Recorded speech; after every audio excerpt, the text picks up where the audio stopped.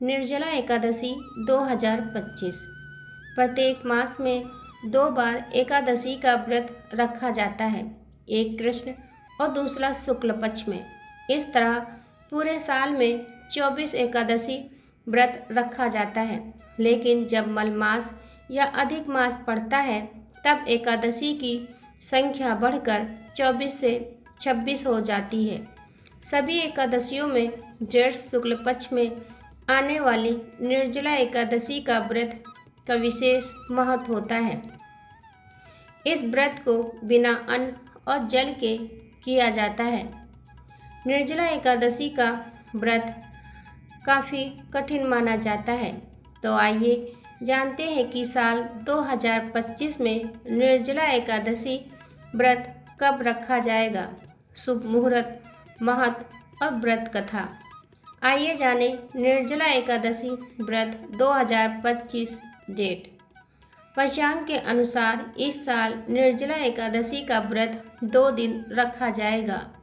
गृहस्थ जन निर्जला एकादशी का व्रत 6 जून को और वैष्णव जन 7 जून को व्रत रखेंगे। निर्जला एकादशी को भीमसेनी एकादशी या भीम एकादशी के नाम से भी जाना जाता है।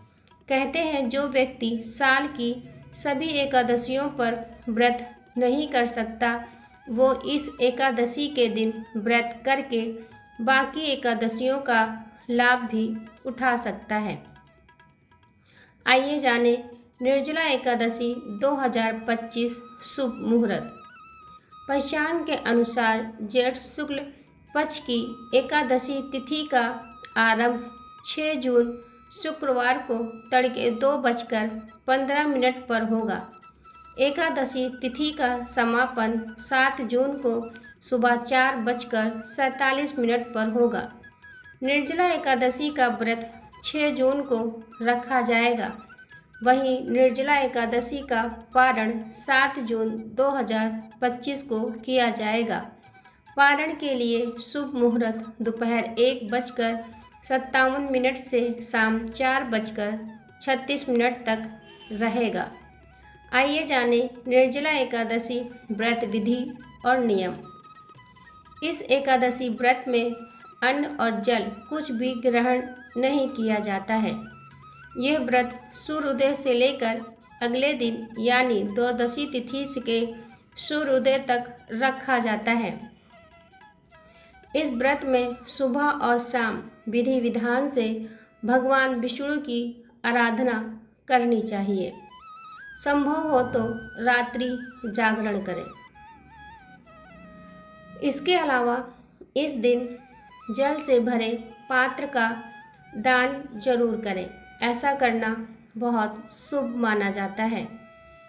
यदि आप निर्जला एकादशी व्रत रखना चाहते हैं लेकिन आपका स्वास्थ्य ठीक नहीं है, तब आपको उपवास पानी पीकर रहना चाहिए। स्वास्थ्य खराब होने की स्थिति से अगर जल पर रहना भी संभव न हो तो आप इस दौरान फल खाकर भी व्रत रह सकते हैं। इस व्रत में दिन में सोने से बचना चाहिए। अगले दिन ब्राह्मणों और जरूरतमंदों को भोजन कराकर और दान करके ही व्रत खोलना चाहिए। एकादशी व्रत का पारण शुभ मुहूर्त में करना चाहिए। निर्जला एकादशी व्रत का महत्व। साल की सभी एकादशियों में से निर्जला एकादशी सबसे अधिक महत्वपूर्ण एकादशी है। निर्जला एकादशी का उपवास किसी भी प्रकार के भोजन और पानी के बिना किया जाता है। उपवास के कठोर नियमों के कारण सभी एकादशी व्रतों में निर्जला एकादशी व्रत सबसे कठिन होता है। इस व्रत को करने से सभी पापों से मुक्ति मिलती है और श्री हरि विष्णु की विशेष कृपा प्राप्त होती है। आइए जानें निर्जला एकादशी के व्रत में पानी कब पीना चाहिए। यदि आपको निर्जला एकादशी का व्रत रखना है तो आपको जानना होगा कि इसमें पानी कब पीना चाहिए। वेद व्यास जी ने बताया है कि व्रत रखने वाले व्यक्ति को निर्जला एकादशी व्रत के संकल्प के बाद से लेकर द्वादशी तिथि के सूर्य उदय तक पानी नहीं पीना चाहिए। इसके बाद आप जल ग्रहण कर सकते हैं। आइए सुने निर्जला एकादशी व्रत कथा। निर्जला एकादशी व्रत पौराणिक कथाओं पर आधारित है।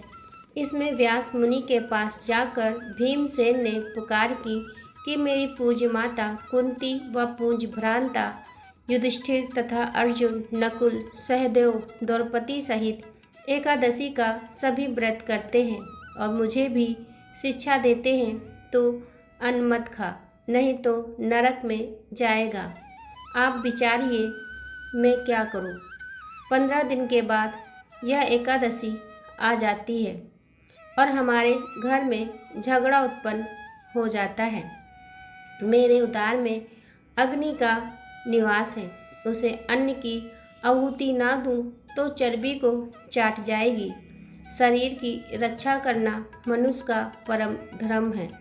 अतः आप कोई ऐसा उपाय बताइए जिससे सांप भी मर जाए और लाठी भी न टूटे। अर्थात ऐसा व्रत कहो जो वर्ष में एक दिन करना पड़े और मन की व्याधियों का निवास करने वाला हो।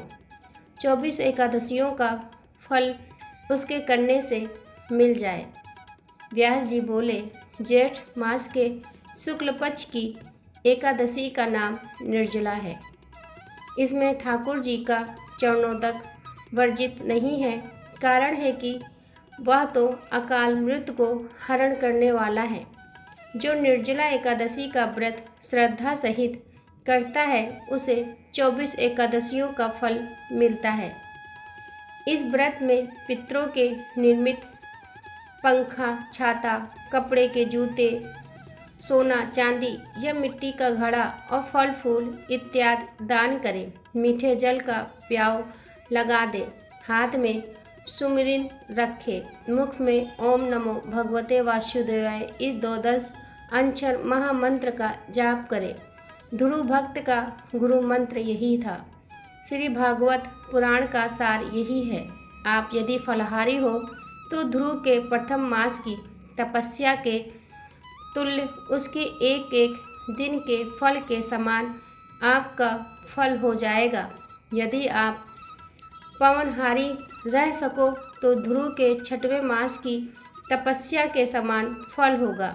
श्रद्धा को पूर्ण रखना, नास्तिक का संग न करना, दृष्टि में प्रेम का रस भरना, सबको वासुदेव का रूप समझकर नमस्कार करना, किसी के दिल को न दुखाना, अपराध करने वाले का दोष क्षमा करना, क्रोध का त्याग करना, सत्य भाषण रखना।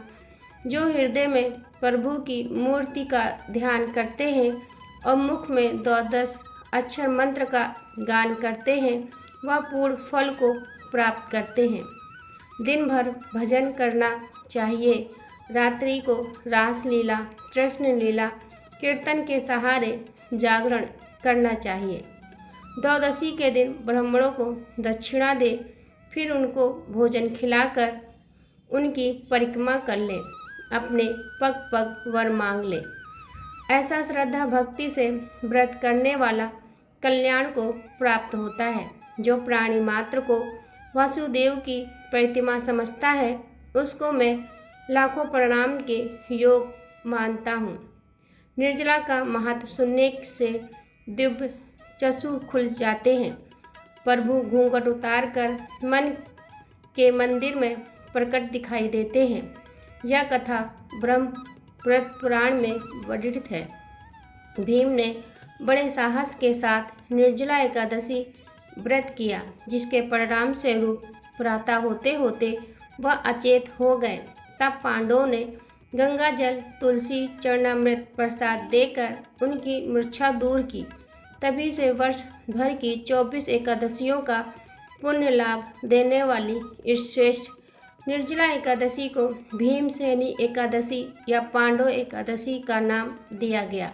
तो दोस्तों, आज की वीडियो आपको कैसी लगी है कमेंट के माध्यम से ज़रूर बताइएगा। अगर वीडियो अच्छी लगी हो तो लाइक कीजिएगा, शेयर कीजिएगा। अगर न्यू है तो हमारे चैनल को सब्सक्राइब कीजिएगा। फिर मिलते हैं ऐसी ही अन्य वीडियो में। तब तक के लिए राधे राधे, जय श्री कृष्ण।